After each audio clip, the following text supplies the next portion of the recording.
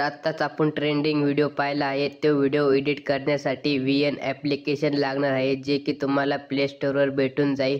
तर सर्वात पहिले VN ॲप्लिकेशन ओपन करायचा. वरती गॅलरीचा ऑप्शन दिसत असेल तिथं क्लिक करायचं आणि हा QR कोड तुम्हाला स्क्रीनवर दिसत असेल त्याचा स्क्रीनशॉट काढून घ्यायचा आणि स्कॅन करून घ्यायचा.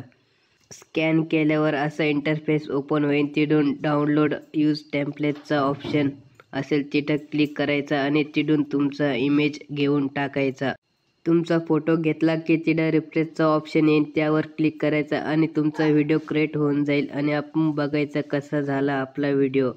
तुमच्यानुसार तो साईज कमी जास्त करून घ्यायची फोटोची आणि वरती ॲरोच्या ऑप्शनवर क्लिक करून व्हिडिओ डाउनलोड करून घ्यायचा. असेच नवीन व्हिडिओ बघण्यासाठी आत्ताच आपल्या चॅनलला सबस्क्राईब करून टाका आणि नोटिफिकेशन ऑल पर सेट करून टाका. तर भेटूया पुढच्या व्हिडिओमध्ये.